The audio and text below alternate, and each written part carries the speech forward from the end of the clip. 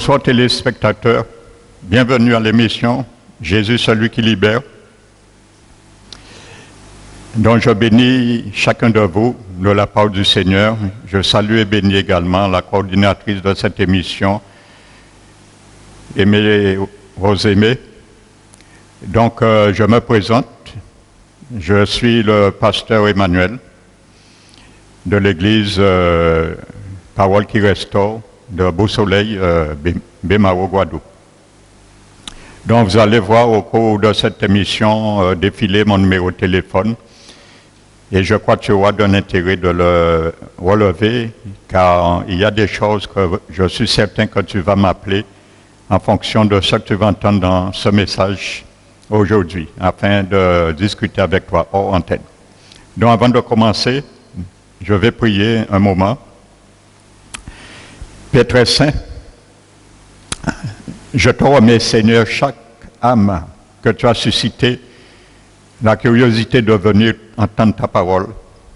Que tu puisses, Seigneur, créer une soif en eux, car tu es la seule source d'eau vive, la seule fontaine qui n'est point crevassée, qui contient l'eau, afin qu'ils viennent boire vers toi, et que les paroles qu'ils vont entendre, Seigneur, puissent les ramener à faire vraiment le bon choix aujourd'hui. Merci pour ton onction qui m'assiste également, qui assiste cette antenne. Je te remercie pour tout, au nom de Jésus-Christ, Père. Amen. Donc je vais m'entretenir avec vous, avec un sujet crucial. C'est une question que un peu tout le monde se pose. Qu'est-ce que la mort? Eh bien, sache que si aujourd'hui tu n'avais pas de réponse, je pense que le Seigneur te fera grâce d'avoir la réponse aujourd'hui. Non, vous savez, la Bible parle de la mort. Je vais m'étendre aujourd'hui avec vous. Qu'est-ce que la mort physique? Mais sachez que la Bible parle de trois morts. Il parle de la mort physique, la mort spirituelle et la mort éternelle. Mais nous allons mettre la mort spirituelle et la mort éternelle à côté. Et nous allons comprendre qu'est-ce que la mort physique. Dans ce moment de crise, vous savez, personne ne sait demain s'il sera à l'abri ou pas. Et je vais t'inviter, comme dit la Bible, de mourir une bonne mort. Parce que mourir c'est une chose, mais il y a deux façons, nous allons voir, de mourir sur cette terre. Amen.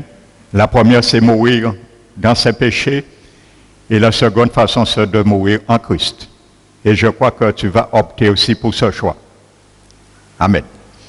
Donc, regardons ce que dit la parole de Dieu dans le livre des Hébreux, le chapitre 9 et le verset 27. Il est écrit, et comme il est réservé aux hommes de mourir une fois, une seule fois, après quoi vient le jugement. Non, mon ami téléspectateur, sache, tu dois savoir aujourd'hui qu'il y a beaucoup de rendez-vous que les hommes peuvent rater. Tu peux rater un rendez-vous avec ton dentiste, tu peux rater un rendez-vous avec ton docteur, mais tu peux les rattraper. Mais sache qu'il y a deux rendez-vous universels que personne ne pourra s'y échapper ou rater. Comme nous l'avons lu, c'est la mort et le jugement. Donc, c'est deux choses qui feront partie du lot de chaque personne qui a foulé cette planète Terre. Amen. Donc, avant de parler et de vous donner bibliquement la définition du mot mort physique, nous allons voir déjà comment est constitué l'homme. Amen. Donc si nous voyons dans la parole de Dieu dans 1 Thessaloniciens chapitre 5 et le verset 23. Donc l'apôtre Paul, il s'adresse aux chrétiens de Thessalonique et à travers cette prière, il fait mention pour ces chrétiens à travers cette prière. Il dit que le Dieu de paix vous sanctifie tout entier. Il dit que l'être, que votre être, l'esprit, l'âme et le corps soient conservés irréprochables au jour de l'avènement du Seigneur. Et là, dit celui qui est fidèle, qui a fait la promesse, c'est lui qui le fera. Donc nous voyons trois choses. L'apôtre Paul nous décrit comment tu es, comment je suis. Tu es tripartite, ça veut dire que tu es une trinité en quelque sorte. Et comme j'aime beaucoup dire, nous sommes un appartement à 3 étages. Donc vous voyez, l'apôtre Paul décrit la personnalité entière de l'homme, esprit, âme et corps. Il appelle l'être tout entier. Si nous lisons dans 2 Corinthiens, chapitre 4, le verset 16, l'apôtre Paul lui-même décrit, et il dit, nous ne perdons pas courage, mais nous savons, pendant que notre corps, notre homme extérieur, l'apôtre Paul dit notre homme extérieur ou être extérieur se détruit, notre homme ou notre être intérieur se renouvelle de jour en jour. Donc Paul fait mention bien, pour revenir à ce qu'il dit, et nous avons lu dans 1 Thessaloniciens, le chapitre 5, il dit que l'homme extérieur, il parle de son corps physique, il appelle l'homme extérieur. Et il parle aussi d'un homme intérieur, et il le nomme l'homme intérieur. Donc voyez bien, l'apôtre Paul parle de 2 personnes. Il y a une personne qui est à l'intérieur d'un appartement, d'un habitacle. Amen. Donc, et c'est ce que nous allons voir à la genèse de toutes choses. Amen. La constitution de l'homme. Si vous prenez la Bible dans Genèse chapitre 1, le verset 26, c'est Dieu qui parle. Donc la Trinité, ça veut dire le Dieu trinitaire se réunit et la parole de Dieu nous dit, et Dieu dit, faisons. Donc voyez, ils n'étaient pas seuls, ils étaient à plusieurs. Et il dit, faisons l'homme à notre image, selon notre ressemblance. Dans la parole de Dieu nous dit, nous voyons plutôt qu'il y a 2 mots qui est employé dans l'originel hébraïque pour décrire la personnalité entière de l'homme. Il y a le mot image et il y a le mot ressemblance. Donc vous savez, le mot qui est traduit par image dans le texte originel, c'est le mot grec stélème. Et ce mot stélème veut dire silhouette ou ombre. Et en hébreu moderne, la même racine de ce mot stélème apparaît dans sa forme verbale et veut dire prendre une photo. Amen. Donc ça veut dire que Dieu dit, premièrement, nous allons projeter l'homme comme nous sommes extérieurement. Vous savez, si je prends ta photo, toi qui es derrière ton écran de télévision, et je rentre dans la molécule pour la développer, la photo que j'ai prise ne donnera que la forme qu'il a été pris avec l'appareil. Donc ça veut dire il va prendre ta tête, tes 2 bras, tes 2 pieds, ainsi de suite. Donc c'est ça que Dieu veut dire à travers ce mot hébreu qui est traduit par image, stélème. Ça veut dire Dieu dit, nous allons donner l'homme, nous allons créer cette créature, nous allons faire l'homme avec une forme extérieure comme nous sommes.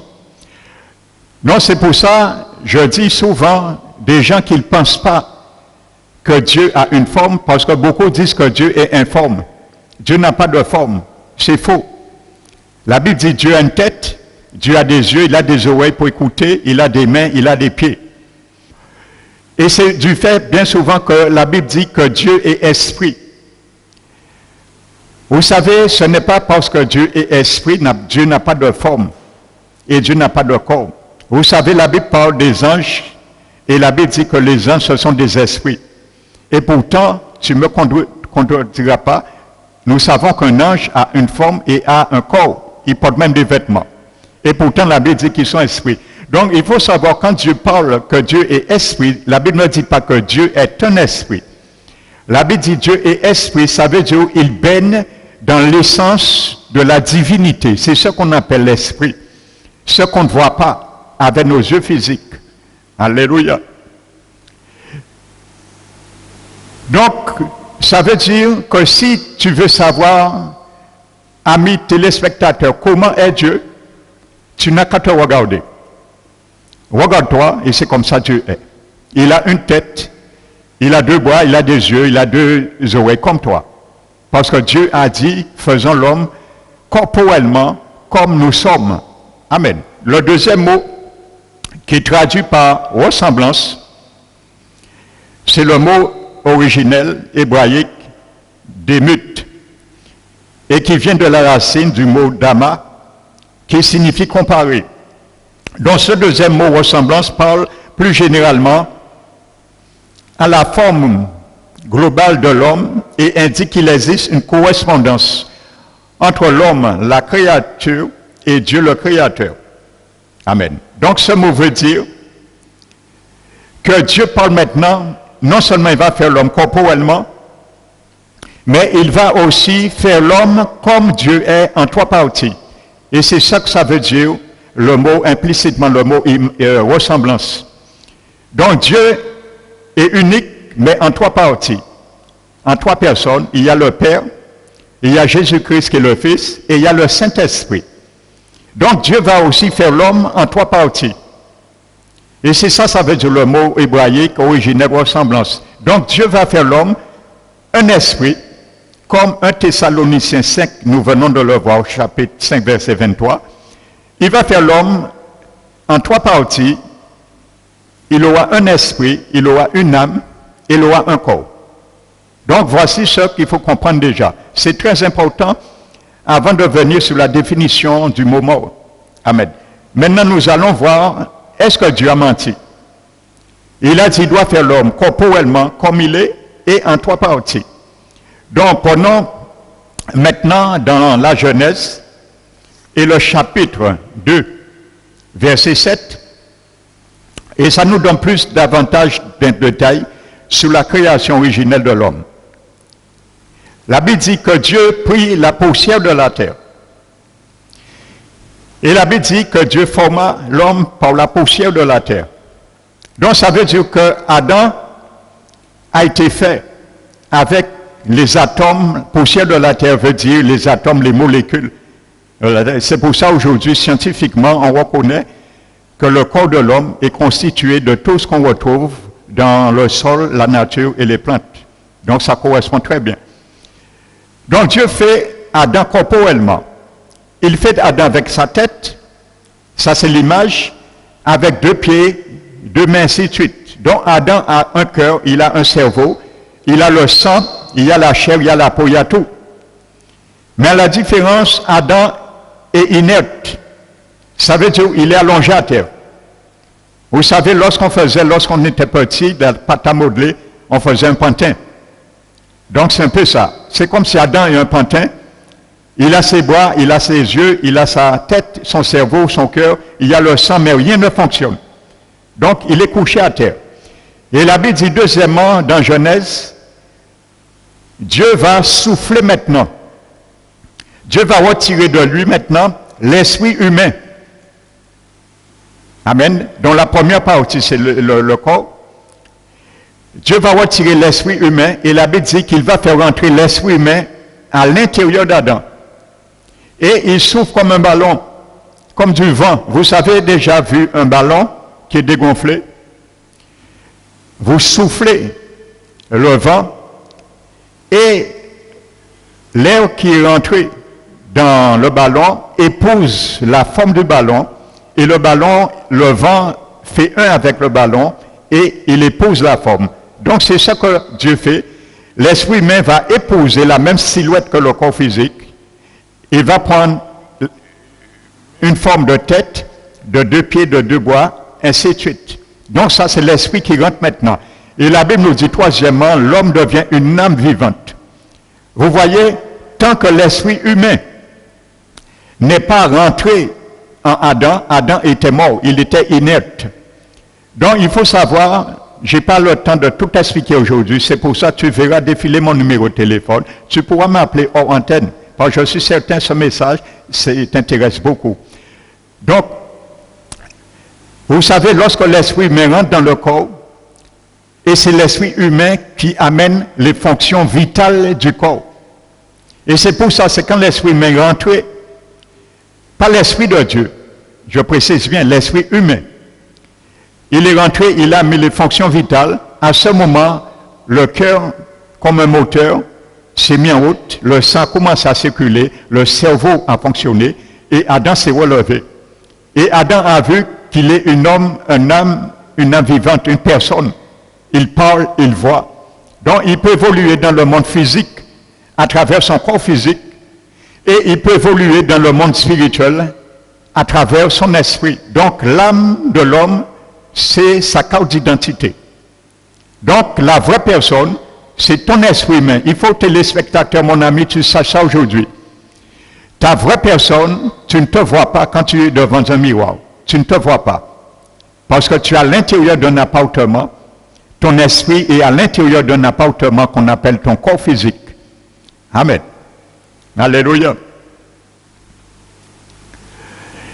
Donc maintenant, pour bien comprendre cela, nous allons venir sur ce thème. Qu'est-ce que la mort? Maintenant, voici la définition biblique de la mort. Prends et note l'épître de Jacques, le chapitre 2, le verset 26. Voici la définition biblique du mot mort physique. La Bible nous dit que le corps, sans son esprit, est mort. De même, la foi sans les œuvres est morte. Maintenant, la mort, qu'est-ce que c'est? Donc, si tu te posais, parce que beaucoup banalisent la mort, ils disent après la mort, c'est une bête. Alors, nous vivons, nous, gens nous morts, nous caillons au ciel, ainsi de suite. C'est pas vrai. On ne va pas au ciel comme ça. Ce message pour toi, c'est t'inviter à bien mourir et à faire le choix avant que tes 2 yeux physiques se ferment sur ce monde terrien. Parce que sache que ta vraie personne, ton esprit humain ne meurt jamais. Amen. Donc, la Bible dit, c'est lorsque l'esprit quitte le corps, l'esprit humain quitte le corps est mort. Mais la Bible ne dit pas que l'esprit est mort. C'est l'esprit qui quitte le corps. Nous avons vu, quand l'esprit est rentré dans l'homme, les fonctions vitales ont animé le corps qui était inerte. Donc c'est normal, lorsque l'esprit quitte le corps redevient sans fonction vitale, sans vie, la pompe s'arrête, le cœur s'arrête, le cerveau s'arrête, et trop ou tard, il rentre en putréfaction et retourne à la poussière comme il a été pris. Donc voici ce que ça veut dire le mot mort. Amen. Donc je vais te donner quelques exemples illustrés par les apôtres eux-mêmes pour bien comprendre cela.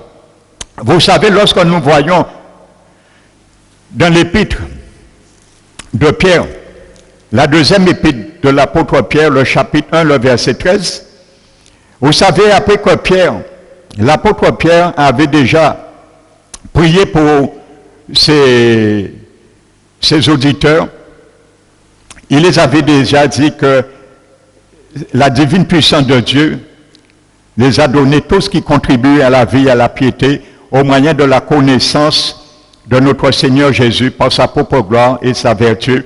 Celle-ci nous invite à vivre selon la piété, ainsi de suite. Il dit, et il vient, et dit, moi, je me fais un devoir. Écoutez bien, l'apôtre Pierre dit, moi, je me fais un devoir. Aussi longtemps que je demeure dans cette tente. l'apôtre Pierre est en train de parler d'une tente. Mais il fait comprendre que la tente n'est pas lui. Donc de qui Pierre parle? Il dit, je me fais un devoir aussi longtemps que je demeure dans cette tente, pour vous tenir en éveil par des avertissements. Donc voyez, Pierre parle de quelqu'un qui est dans une tente. Vous savez, je suis dans le studio là, je vous parle. Le studio n'est pas moi. Je suis dans le studio. Mais le studio et moi, c'est deux choses différentes. Donc Pierre parle de la tente. Il vit son corps et il appelle une tente comme un résident qui vit dans un appartement. Et l'apôtre Pierre dit, je sais que je la quitterai subitement. Vous savez, nous allons voir l'apôtre Paul parle de la mort comme un démantèlement.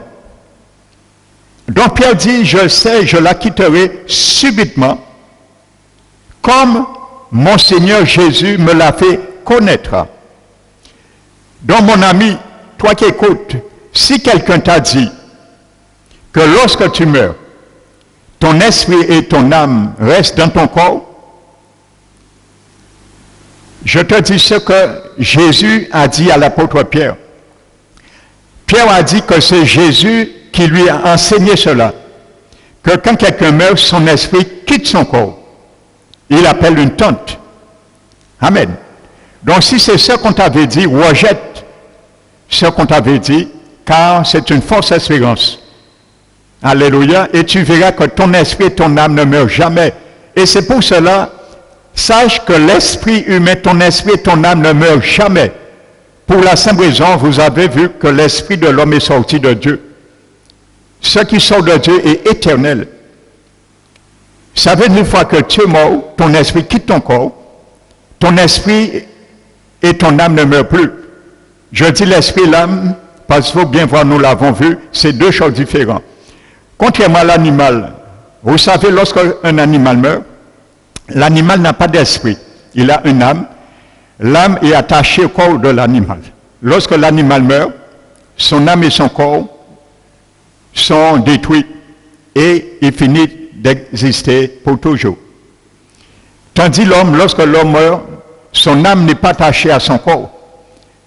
L'âme de l'homme, c'est la carte d'identité de son esprit, sa personnalité. Ça veut dire que lorsque quelqu'un meurt, son esprit quitte son corps, l'âme est obligée de suivre où est son esprit. Ça veut dire qu'ils sont indissociables. Ils font un. Amen. Mais l'esprit et l'âme n'est pas la même chose. L'esprit, c'est la vraie personne et son âme, c'est sa carte d'identité qui lui permet de le reconnaître, même après la mort, qu'est-ce qu'il est. Comme on nous reconnaît à travers nos passeports, nos cartes d'identité. Donc, voyez, l'apôtre Pierre parle du corps comme une tente. Il parle de son esprit peut quitter. Il définit la mort, l'esprit qui quitte le corps, comme une tente. Dans 2 Corinthiens chapitre 5, l'apôtre Paul, vous allez voir, il parle le même langage. Que ce soit l'apôtre Jacques, l'apôtre Paul, l'apôtre Pierre, Jésus et moi-même, nous parlons le même langage. Amen. Dans 2 Corinthiens chapitre 5, maintenant Paul va appeler le corps physique une demeure. Amen. Dans 2 Corinthiens, le chapitre 5, il dit, verset 1, nous savons en effet que si cette tente, ou dans l'original, demeure, mais c'est la même chose, où nous habitons, vous voyez, l'apôtre Paul parle de son corps comme une demeure, une tente où nous habitons sur la terre. Donc mon ami, tu vois, tu es une personne, tu habites pendant ton pèlerinage terrestre dans une demeure qu'on appelle le corps physique. Regardez ce qu'il dit. Nous savons en effet que si cette tente où nous habitons sur la terre est détruite, donc Paul parle la mort comme un démantèlement, nous avons dans le ciel un édifice qui est l'ouvrage de Dieu, une demeure éternelle qui n'a pas été faite de main d'homme. Amen. Donc je ne vais pas m'étendre, c'est un peu long à expliquer ce contexte, mais je vais succinctement vous le souligner. Vous savez, si vous lisez tout le contexte, l'apôtre Paul pensait à un moment donné qu'il aurait vu ce qu'on appelle la parousie en grec. Ça veut dire l'avènement du Seigneur, parce que Jésus doit revenir une deuxième fois.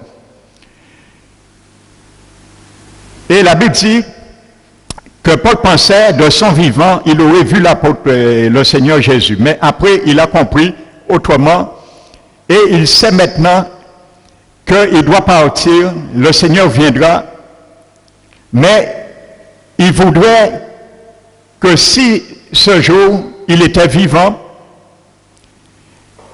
il parle de son corps, parce que ceux qui seront sauvés, il avait expliqué dans 1 Corinthiens 15, ils vont ressusciter les chrétiens avec un corps glorieux et spirituel, immortel, ainsi de suite.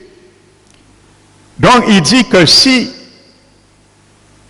il meurt maintenant, bien qu'il ira au ciel, il va quitter cette demeure, mais il sera dénudé de son corps.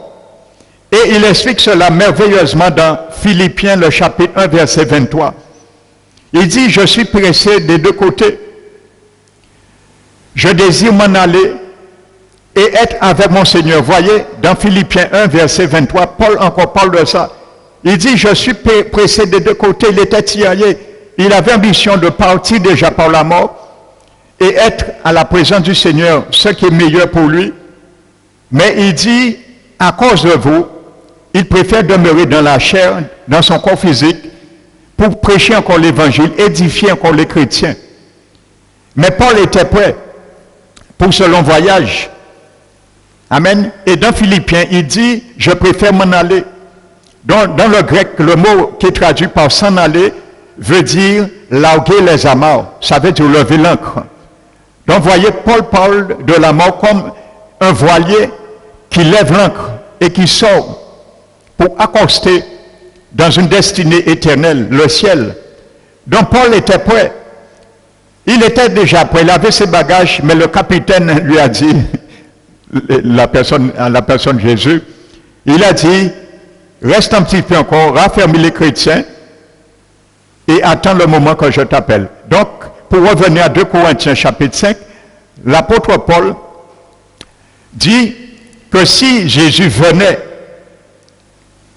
de son vivant, il n'aurait pas eu le temps d'être désincarné. Ça veut dire être sans corps. Il explique dans Philippiens 1, il dit, c'est pour ça, je ne voudrais pas rester dévêtu. Ça veut dire quitter son corps. Le mot dévêtu dans le grec, c'est le mot dans Philippiens, 2 Corinthiens, chapitre 5, verset 3. Paul dit, si du moins nous sommes trouvés vêtus et non pas nus. Paul voulait peut-être de son vivant, au lieu de quitter son corps, son esprit, il parle de ça d'une dénudée. Et le mot grec qui est traduit par nu, c'est le mot gymnos, et ça se rapporte à la privation de corps. Donc voyez, Paul pensait que si Jésus venait, que son corps serait en lui, parce qu'il n'aurait pas le temps de mourir, de quitter ce corps, mais c'est comme s'il aurait eu un revêtement. Ça veut dire l'immortalité, le corps spirituel, et ainsi de suite, qui serait comme un vêtement qui couvre ce corps, s'il ne passait pas par la mort. Donc c'est un peu ce que Paul explique. Mais le contexte, je veux venir avec vous, là Paul parle du corps comme une demeure. Et maintenant, Paul, je l'ai dit dans Philippiens, chapitre 1, l'apôtre Paul parle maintenant d'un temple, pas d'un temple. Paul parle maintenant d'un temple. Amen. Dans 1 Corinthiens et le chapitre 6, il dit aux chrétiens qui sont habités par le Saint-Esprit, vous êtes le temple de Dieu, parce que le Saint-Esprit habite en vous. Vous savez pourquoi que Paul dit que le corps du chrétien, lorsqu'il reçoit, et tu peux être un temple du Saint-Esprit aujourd'hui, je t'inviterai à le faire si tu le désires, toi qui écoutes cette émission. Alléluia. Dans l'apôtre Paul, dans 1 Corinthiens, le chapitre 6, verset 19, il parle maintenant une troisième expression, le corps physique comme un temple. Il dit aux chrétiens que vous êtes le temple du Saint-Esprit parce que l'Esprit de Dieu habite en vous. Pourquoi un temple? Ça veut dire que ton esprit humain, ton corps est le temple de ton esprit humain. Donc c'est normal et évident que quand quelqu'un accepte Jésus, il reçoit le Saint-Esprit, le corps devient le même temple du Saint-Esprit qui est son temple de son esprit. Donc c'est ça que Paul dit. Mais ça ne veut pas dire que Paul dit que l'Esprit de Dieu habite le corps du chrétien. Il est à l'intérieur du corps, mais où que habite le Saint-Esprit, c'est dans notre esprit. Amen. Et la Bible dit ailleurs que l'Esprit de Dieu et l'Esprit du chrétien, lorsqu'il accepte Jésus, devient un seul esprit. Amen. Donc, amis téléspectateurs, tu comprends quelque chose maintenant. Nous avons vu que la Bible parle le corps comme une tente pour un voyageur, un pèlerin. La Bible parle du corps comme une demeure pour un résident. Et la Bible parle du corps comme un temple pour un adorateur. Donc tu comprends que pour l'adorateur, pour le résident et pour le nomade ou le pèlerin, la tente peut être détruite, la demeure peut être détruite, le temple peut être détruit, sans pour cela que ni le pèlerin, ni le résident et ni l'adorateur ne soient détruits. Amen. Ça veut dire que je suis ici, et il y a un tremblement de terre, le bâtiment s'effondre, mais moi, je cours. C'est ça la mort. Le dépête tellement, l'esprit quitte le corps, mais l'esprit et l'âme ne meurent pas. Donc on comprend cela. Et je t'assure que, vous savez, Zacharie chapitre 12, verset 2, écoutez bien ce que dit le prophète Zacharie chapitre 12, verset 2.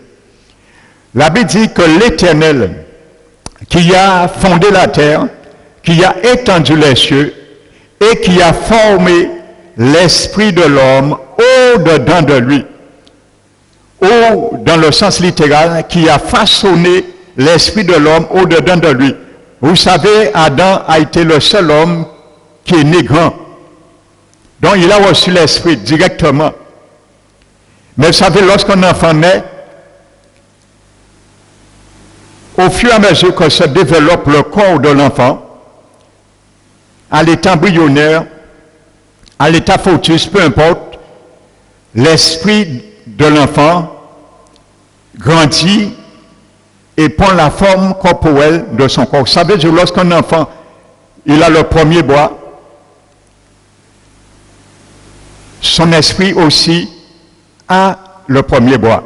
Lorsque le deuxième bois se forme, le deuxième bois de son esprit se forme. C'est ça que ça veut dire Zacharie 12. Dieu forme l'esprit de l'homme au-dedans de lui. Donc voyez, maintenant sache que ton esprit, je te le dis, c'est la vraie personne. Il a des yeux, il a des oreilles, ainsi de suite. Il y a une image notée. Tu peux noter si tu es chez toi. Prends un bic et une feuille, tu vas vérifier. Parce que je te donne les références pour que tu puisses vérifier. Amen. Lorsque vous lisez le livre de l'Apocalypse, chapitre 6, la Bible nous montre, c'est quelque chose à venir, bien sûr, c'est scatologique, le livre de l'Apocalypse, c'est des événements futurs qui sont proches de nos yeux d'ailleurs. La Bible dit qu'à un moment donné, il y aura un homme qui va signer un traité de paix avec Israël pendant 7 ans. Je te l'annonce déjà, que tu ne le crois pas, ça arrivera parce que personne ne peut faire bouger les décrets de Dieu. Donc ce sera un politico-religieux. Donc la Bible nous dit, cet homme aura un mandat de 7 années que Dieu va l'allouer en quelque sorte et Jésus viendra déjà et cherchera son église. Mais pendant ces 7 années, il y aura, cet homme va faire prendre une marque qu'on appelle la marque de la bête ou la marque du diable. Et toutes personnes qui vont accepter cette marque ne pourront jamais revenir en arrière. Ça veut dire qu'ils ne pourront jamais se convertir de nouveau et c'est le jugement dernier qui les attendra. Et à ce moment, la Bible nous dit dans Apocalypse chapitre 6 qu'il y a eu certaines personnes qui ont refusé cette marque et ça se fera. Ils ont préféré de passer par le martyre, mais pour accepter, ne pas renier le nom de Jésus. Et la Bible dit que dans Apocalypse chapitre 6, l'apôtre Jean, qui a écrit l'Apocalypse, voit ces âmes, ils viennent de mourir sur terre. Et la Bible dit qu'ils voient leur âme au ciel. Qu'est-ce que ces âmes qui viennent de mourir sur terre et en train de faire au ciel? Ils sont en train de parler à Jésus. Donc ça veut dire, tu vois, ton esprit a une voix, ton esprit a des yeux, il voit, il vit. Ils viennent de perdre leur vie et il dit, Jésus, jusqu'à quand, juste, fidèle et véritable, tu vas venger sur les habitants de la terre notre sang qui a coulé. Donc ils se rappellent, ils viennent de mourir, mais ils demandent Jésus de juger. Et le Seigneur Jésus dit d'attendre un peu dans le repos parce qu'il doit avoir d'autres compagnons qui doivent passer par le même processus. Et la Bible nous dit, Jésus les donne un vêtement blanc en attendant. Donc si Jésus les revêtit d'un vêtement blanc, ça veut dire que ton esprit a bien une forme et un corps pour contenir et revêtir ce vêtement. Et la Bible nous dit dans le chapitre 20 d'Apocalypse, au moment des plusieurs ans de la résurrection, ils reviennent à la vie, ces âmes d'Apocalypse, nous les voyons qui reviennent à la vie, leur corps qui est mort sur terre, reviennent à la vie maintenant. Et la Bible dit qu'ils reviennent à la vie. Qu'est-ce qui revient à la vie? Le corps, parce que leur âme est en train de parler à Dieu. Vous savez, quand la Bible parle de résurrection des morts, sachez que Dieu ne fait jamais mention ni à l'esprit ni à l'âme parce qu'il n'est jamais mort. Lorsque la Bible parle du sommeil de la mort, la Bible décrit la mort comme un sommeil parce que, vous savez, lorsque nous dormons, c'est comme si nous sommes morts. Mais notre esprit est en nous et l'esprit ne dort pas. Donc c'est pour ça que la Bible décrit la mort comme un sommeil. Parce qu'il va se relever comme quelqu'un qui dort et il se relève.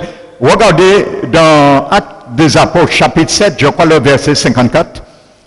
L'Étienne, le premier martyr, la Bible nous dit qu'on a martyrisé Étienne et ses bourreaux l'ont flagellé, ainsi de suite.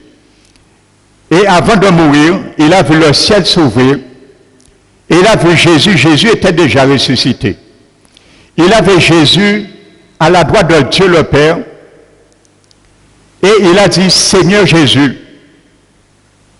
pardonne leurs péchés, ils ne savent pas ce qu'ils font. Et la Bible dit, Étienne dit à Jésus, Seigneur Jésus, reçois mon esprit. Vous voyez, Étienne savait que son esprit va quitter son corps, il va mourir. Il dit, Seigneur Jésus, reçois mon esprit. Et la Bible dit, à ce moment, il s'endormit. Qu'est-ce qui s'endormit? Le corps d'Étienne. Mais son esprit a quitté son corps. Il a dit, Jésus, je remets mon esprit. Et l'esprit a déménagé et il est allé au ciel. Amen. Donc, l'esprit ne meurt pas, c'est une réalité. Amen.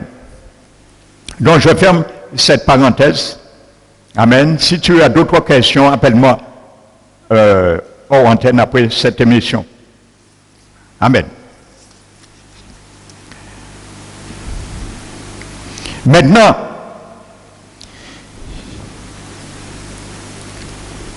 le verset, je t'ai lu un préambule, Hébreux chapitre 9, verset 27. Il est réservé à tout homme de mourir une seule fois. Après quoi vient le jugement. Donc tu sais, quand tu meurs, tu ne peux pas mourir deux fois. Et s'il y a un jugement, c'est parce que tu dois ressusciter pour être jugé, comparé devant le jugement. Et tu ne mourras plus une deuxième fois. Parce que quand tu ressuscites, c'est soit pour que tu vis l'éternité avec Jésus, ou soit tu vis l'éternité dans un lieu que nous allons voir tout à l'heure. Après le jugement. Écoute bien ce que dit Salomon, le sage. L'homme qui a demandé, le fils de David, le roi David qui a demandé la sagesse à Dieu. Salomon, Dans le livre d'Ecclésiaste, c'est lui qui a écrit les livres d'Ecclésiaste et beaucoup de livres des Proverbes.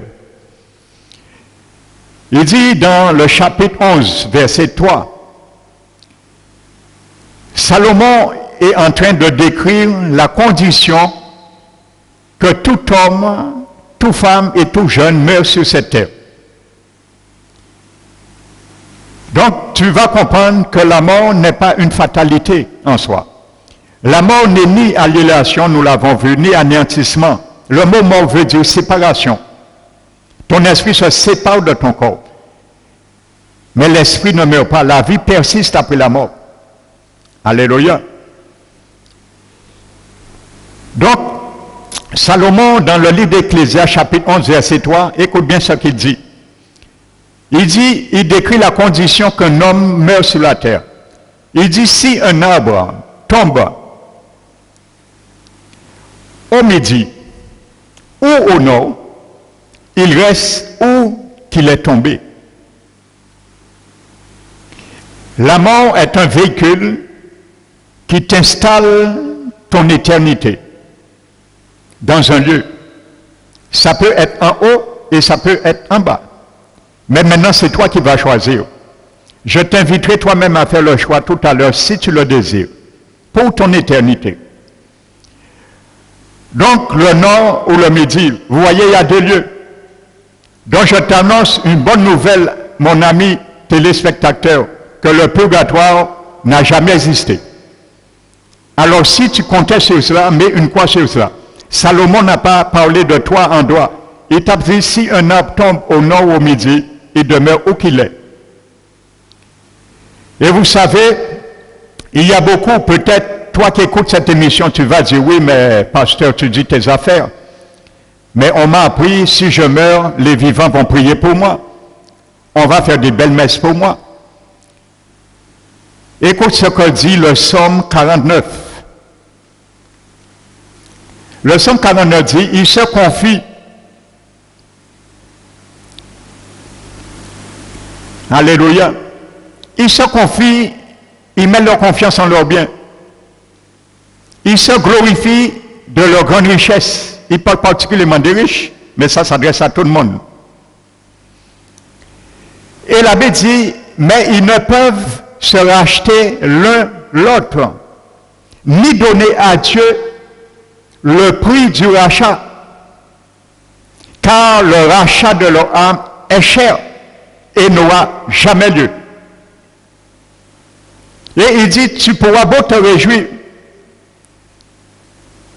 des plaisirs, tu pourras te réjouir des plaisirs de ta vie, on pourra beau te faire des éloges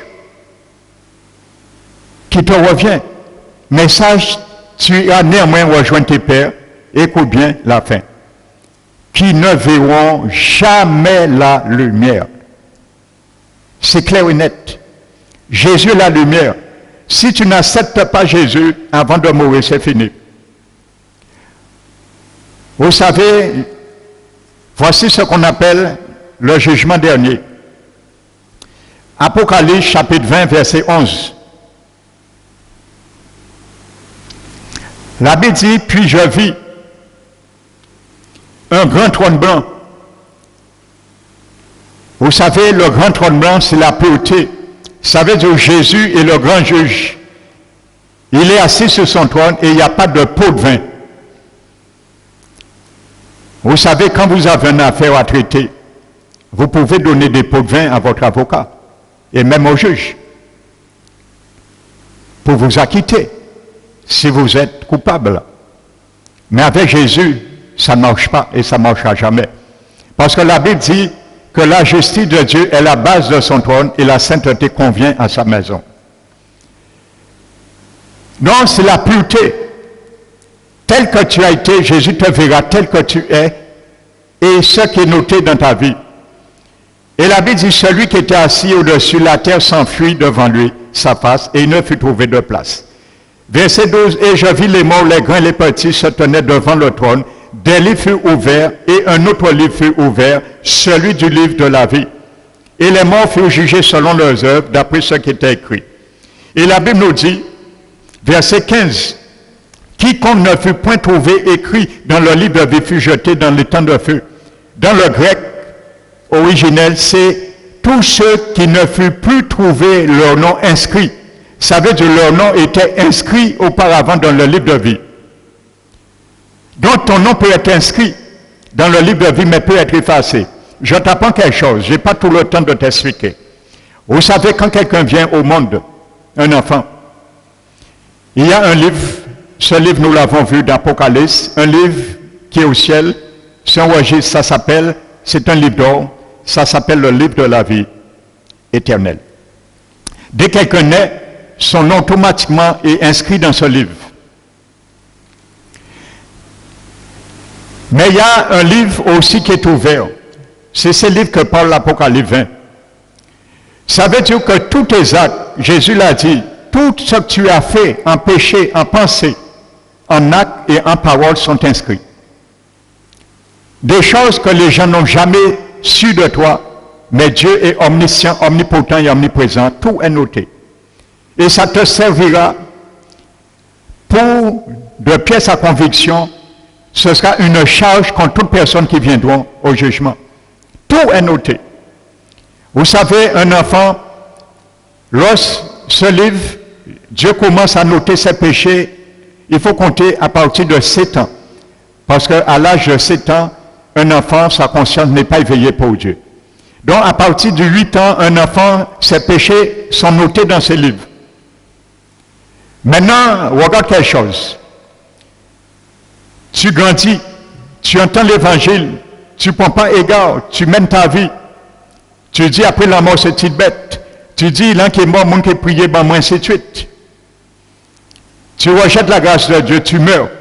La Bible appelle ça, à ce moment, tu meurs dans tes péchés. Qu'est-ce qui se passe? Ce livre qui est inscrit sur toi est fermé, scellé et classé, et il sera ouvert pour ce jour du jugement. Le nom ton nom qui figurait dans le livre de vie est effacé aussi. Parce que c'est l'autre livre qui va te juger. Amen. Maintenant, si tu acceptes le Seigneur, comme je vais t'inviter de faire, le livre qui est noté, tout ce que tu aurais pu faire jusqu'à ce jour, toute qualité péché, dès que tu vas accepter Jésus avec son sang, il va effacer ce livre, parce que ton cœur sera purifié de tes péchés. Et ce livre sera effacé,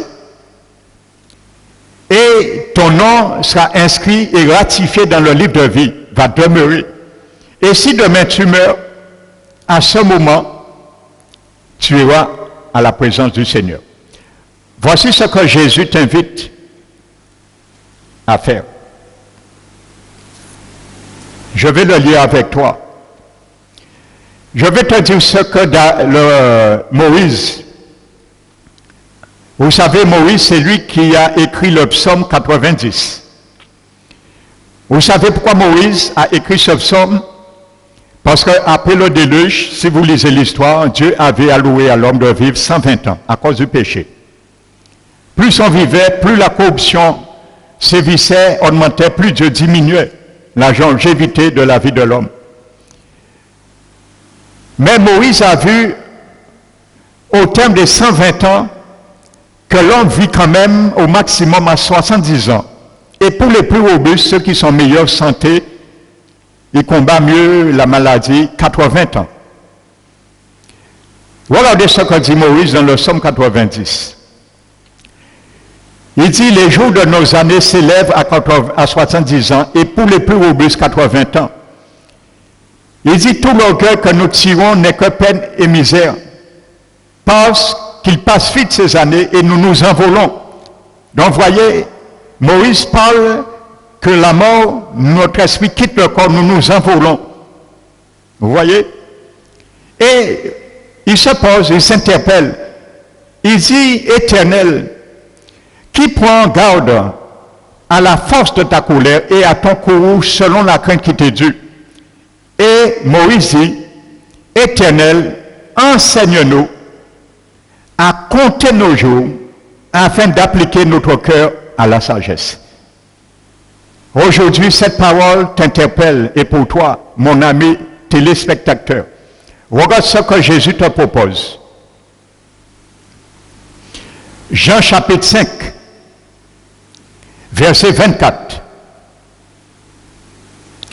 Jésus dit en vérité, je vous le dis, celui qui écoute ma parole, tu as entendu aujourd'hui, peut-être c'est la première fois que tu entends ce message. Celui qui écoute ma parole et qui croit à celui qui m'a envoyé, Dieu le Père, a la vie éternelle et ne vient point en jugement. Nous avons vu Hébreux 9, 27. Il est réservé à tout homme de mourir une seule fois après qu'il vienne le jugement. Tu peux être soustrait aujourd'hui de ce jugement. Jésus te promet qu'il n'y aura point de jugement pour toi, mais que tu es passé de la mort à la vie. C'est quelque chose qui se fait miraculeusement. Je t'explique comment ça se fait. Pourquoi Jésus dit qu'il est passé de la mort à la vie? Ce n'est pas parce que tu vas passer par la mort physique, ressusciter pour revenir à la vie. Ça veut dire que tout homme, à cause du péché, sont coupés, sont séparés de Dieu. Ça s'appelle la mort spirituelle. Mais je n'ai pas eu le temps de m'entretenir avec cette mort. Ça s'appelle la mort spirituelle. Maintenant, par Jésus, Jésus peut reconnecter cette distance, cette fossé avec Dieu et toi. Et ça s'appelle la connaissance de cette connexion, s'appelle la vie éternelle. Donc quand tu acceptes Jésus, il purifie ton cœur parce qu'il te pardonne tes péchés. Qu'est-ce qu'il fait? Il envoie le Saint-Esprit. Et le Saint-Esprit, c'est une personne, la troisième personne de la Trinité. N'oublie pas, Dieu t'a fait comme lui une Trinité, Esprit, âme et corps, parce que Dieu est Père, Esprit Saint et Jésus. L'Esprit Saint rentre en toi. À ce moment, tu deviens le temple du Saint-Esprit, comme nous l'avons vu. Et si tu meurs demain, comme tes péchés sont pardonnés, ton nom reste inscrit dans le livre de vie. Avant de t'inviter à faire cette démarche avec moi, écoute bien ce que dit Romains. Le livre des Romains, Paul parle aux chrétiens de Rome, le chapitre 3, verset 22. Il dit, justice de Dieu pour tous ceux qui croient par la foi. Car Dieu ne fait point de favoritisme, car tous ont péché et sont privés de la grâce de Dieu. Mais ils sont gratuitement justifiés par grâce au moyen de la rédemption qui est en Jésus-Christ. Vous voyez, en Jésus-Christ. Car c'est lui que Dieu a destiné, victime propitiatoire, par son sang pour tous ceux qui croient. Il n'y a que le sang de Jésus qui peut te pardonner, qui peut te justifier, te laver. Et je te dis que le mot péché, que la Bible dit dans Romains, toi, tous ont péché et sont privés de la grâce de Dieu. Le mot grec qui est traduit par péché dans ce verset, c'est le mot grec amasia. C'est un terme qu'on utilisait dans le domaine de la chasse. Lorsque les tireurs à l'arc bandaient leur arc et tiraient et ils rataient leur cible. On disait, ils ont raté leur cible. Et ce mot a donné amasia, qui veut dire rater leur cible. Ça veut dire, Dieu nous dit, tout homme a raté leur cible au jardin d'Éden, la vie éternelle. Il n'y a que Jésus qui peut te faire rattraper ta cible ou reprendre la vie éternelle. Donc, si tu es prêt, selon ce que Jésus a dit dans Jean 5, 24, il n'est pas un homme pour mentir, ni le fils de l'homme pour se repentir. Il a compris sa promesse. Si tu veux faire cette prière, mon ami, téléspectateur, je t'en supplie, fais-le. Tu ne sais pas demain. Qu'est-ce que demain peut enfanter pour toi? Tu ne sais pas si ce soir tu dors, tes deux yeux ne sont pas demain. Donc je t'invite à faire cette prière. Si tu veux avoir la vie éternelle, c'est Jésus qui libère. Celui qui libère, il va te libérer de tes péchés et il va te sauver. Donc je t'invite, si tu le désires, fais cette prière de tout ton cœur avec moi. Où tu te trouves, ferme tes yeux et fais cette prière avec moi. Répète cette prière avec moi. Père éternel, j'ai entendu ta voix, j'ai entendu ta parole, j'ai reçu ton conseil. Je pensais, selon ce que j'ai connu, être justifié par mes propres œuvres. Je pensais être sauvé un jour, malgré de frapper à n'importe quelle porte. Mais j'ai appris aujourd'hui, tu es la seule porte qui mène au ciel. Tu es le chemin, la vérité et la vie. C'est ton sang seul, à cause de ton sang, qui a établi la rédemption, le rachat de mon âme, je peux être sauvé. Je te demande pardon, éternel, Dieu Tout-Puissant, Seigneur Jésus, aujourd'hui, pour tous mes péchés. Je te demande de me pardonner, de me laver, de me justifier, de me sanctifier. Je te reçois dans mon cœur, j'ouvre mon cœur pour toi. Et je te reçois dans mon cœur, de tout mon cœur, comme mon Sauveur et aussi mon Seigneur. Et apprends-moi à vivre à partir d'aujourd'hui, par ton esprit qui m'habite, à vivre selon les injonctions de ta parole.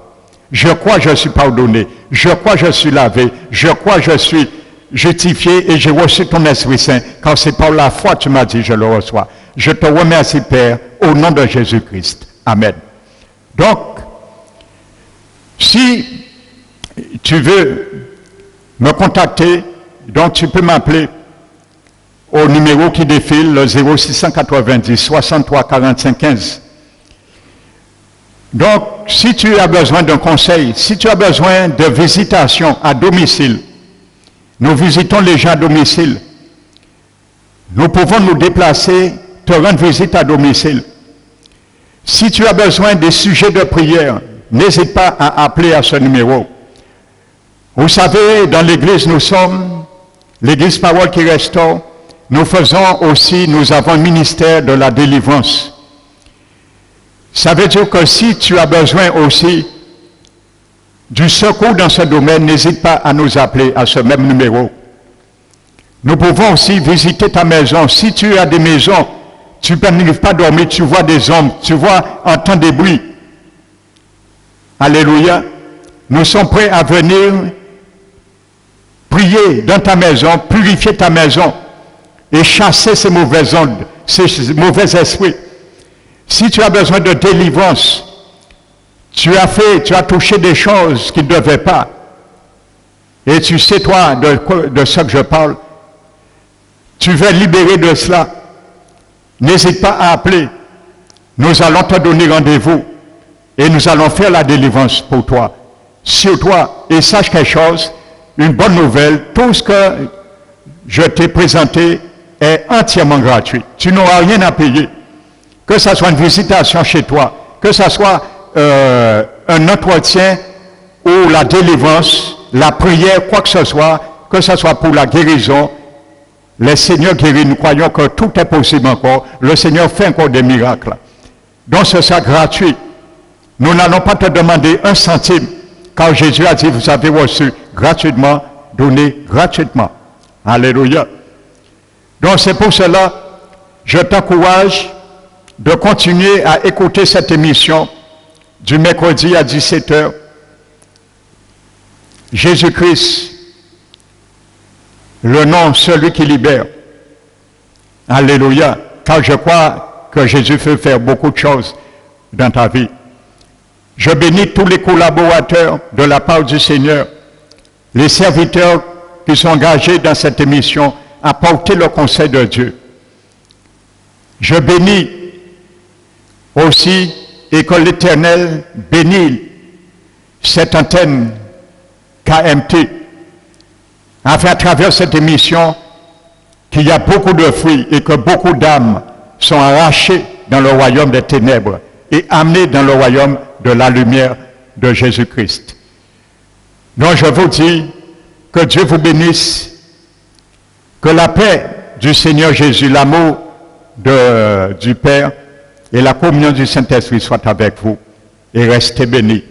Donc n'hésite pas à m'appeler, comme je l'ai signalé, pour ces questions. Amen. Et je vous dis à la prochaine.